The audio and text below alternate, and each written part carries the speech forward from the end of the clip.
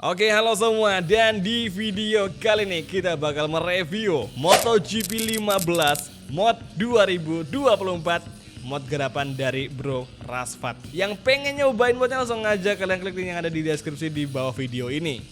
Udah lama gak main MotoGP 15, terakhir tahun lalu ya kalau nggak salah. Nah sekarang kita bakal kembali lagi di MotoGP 15 mod season 2024. Nah khusus di mod ini hanya berlaku di kelas MotoGP saja. Untuk kelas Moto2 dan juga Moto3 itu belum dibikin atau belum digarap sama moddernya itu sendiri. Oke, di sini untuk cover dari kelasnya udah menggunakan foto riders di MotoGP 2024. Kemudian untuk daftar official riders ada Jack Miller dengan Red Bull KTM. Johan Zarco juga ada, Nakagami juga ada. Dan buat info aja kenapa ini nama depannya riders dikasih inisial saja atau nama depan saja atau huruf depan saja. Ini karena di MotoGP 15 sebelum masuk era Unreal Engine itu ngemoding kata atau nama di game ini sangatlah terbatas. Jadi cuman bisa dikasih inisial saja untuk nama depan dari para pembalap.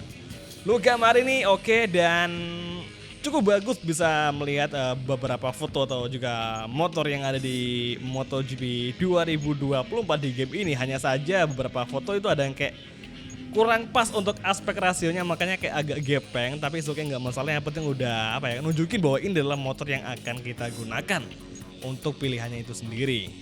Oke, kita bakal coba masuk di showroom mode atau mode free kamera. Kita bakal lihat seperti apa Red Bull KTM di MotoGP 15 mod season 2024. Let's see.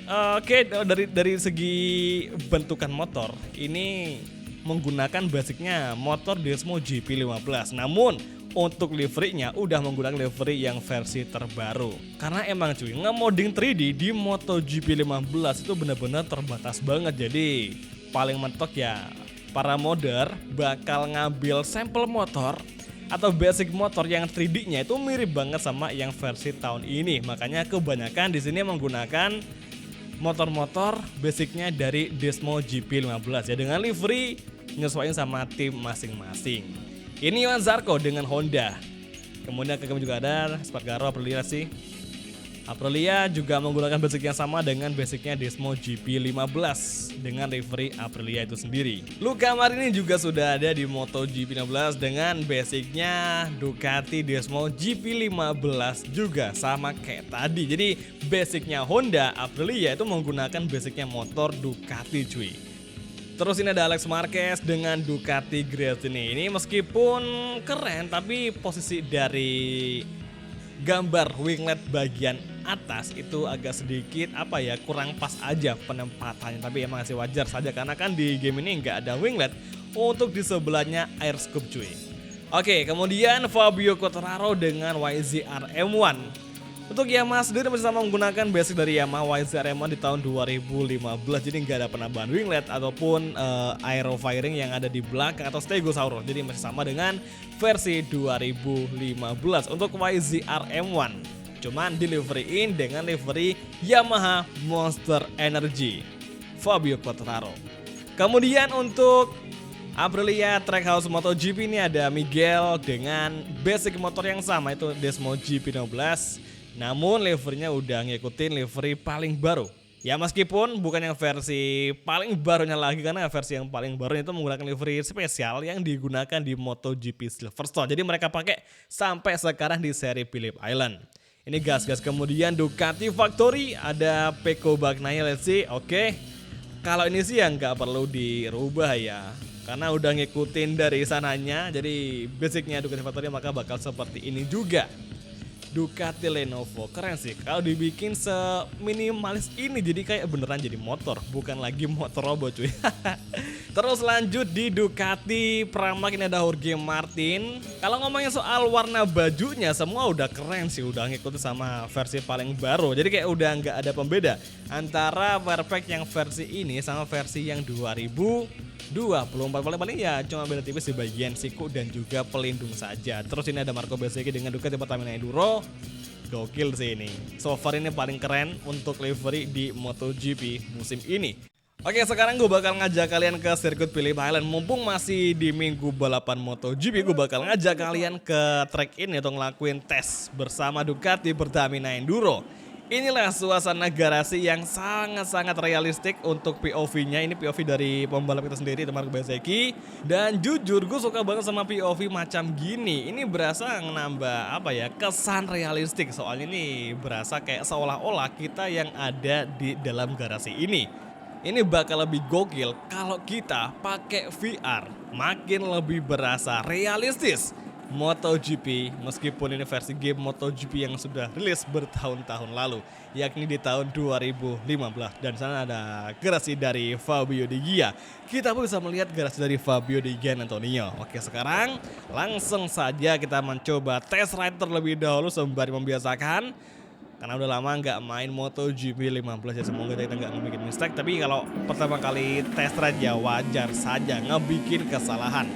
Nah guys, di sini gue mau kasih info ke kalian. Ini kan mod ya, jadi meskipun kita menggunakan 3D bike dari Ducati Desmo GP15 dengan balutan livery dari Ducati Pertamina. Oh, kita malang lebar. Jadi meskipun kita menggunakan 3D bike dan juga livery dari Ducati Pertamina Enduro, namun ini sejatinya bukan motor Ducati. Jadi ini merupakan motor basicnya sih aslinya dari Aprilia. Ini bisa diperhatiin berdasarkan tampilan speedometer yang ada di pojokan sebelah kanan bawah. Itu kan emang speedonya Aprilia yang ada di MotoGP 2015. Ditambah lagi sound dari engine-nya, ini emang sound engine bukan dari Ducati. Gue apal banget sama sound engine dari motor MotoGP 15 dan ini merupakan sound engine dari Aprilia RSGP. Ya meskipun ini menggunakan basic dari Aprilia RSGP, gak akan ngeganggu tampilan dari livery kece-nya Ducati Pertamina Enduro di tahun 2024. Yang paling pengaruh yaitu tadi sound engine, tampilan speedo, dan juga kecepatannya. Mungkin saja kecepatan dari motor ini tidak sekencang Ducati Lenovo atau Ducati miliknya Pecco Bagnaia. Sorry banget kita di putaran pertama ini kurang bagus ya, jadi wajar saja udah lama nggak main MotoGP 15 plus kita udah lupa sama fisiknya, jadi kita perlu belajar lagi nih guys ya. Dan kualifikasi ke-1, apakah bisa kita lolos hingga tembus ke sesi kualifikasi 2? Oke, sekarang gue bakal coba lagi ngelakuin time attack tapi lebih fokus lagi nih guys. Semoga aja kita bisa ngelakuin setiap manuver dengan sangat pas dengan racing line yang ada.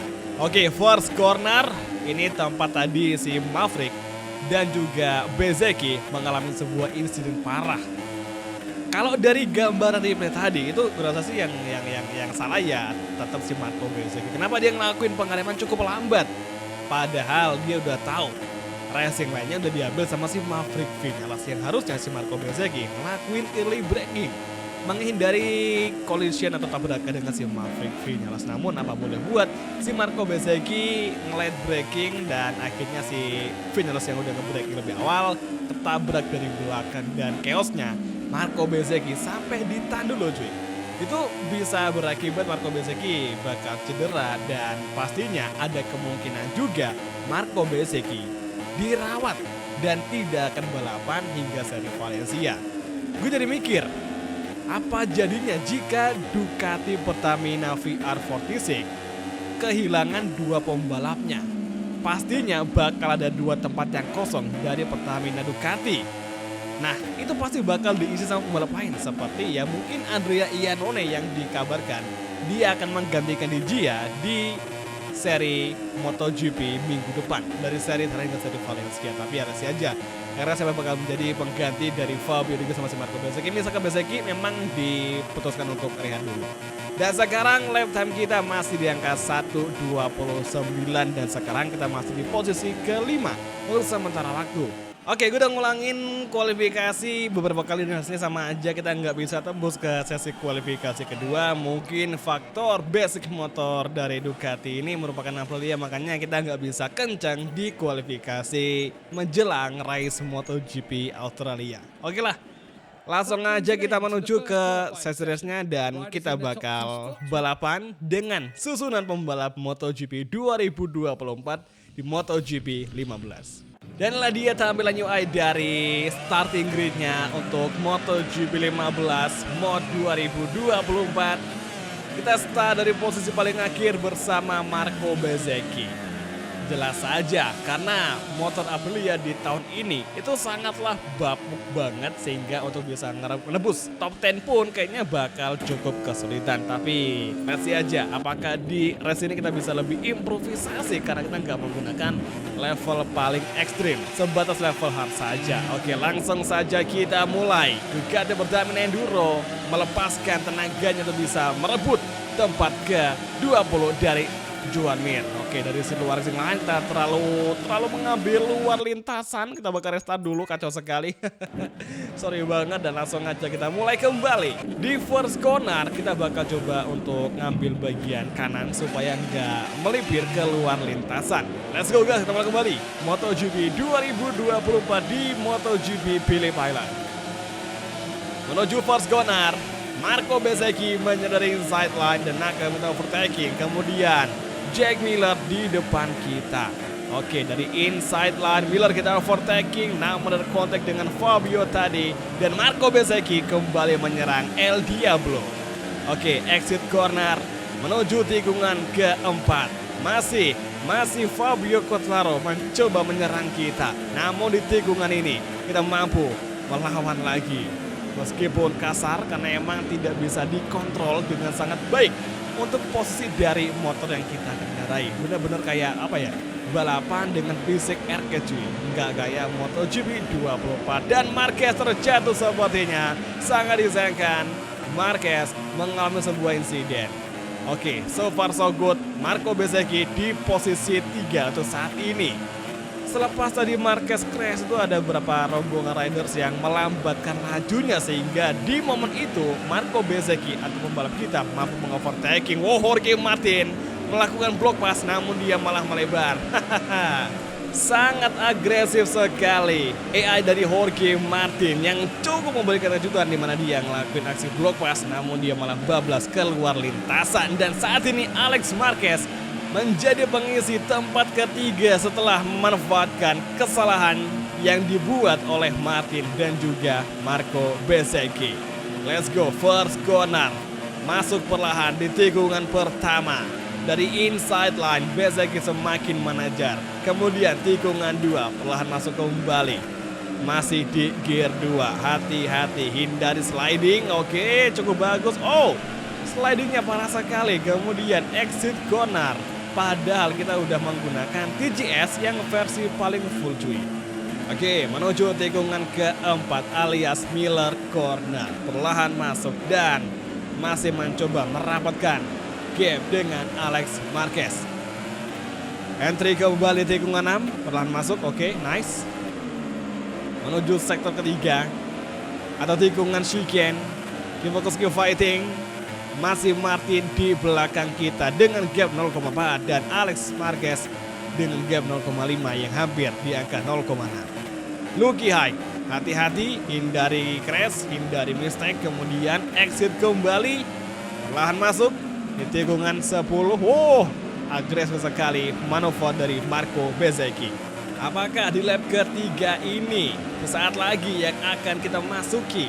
Mungkinkah Marco Bezzecchi bisa mengejar Alex Marquez?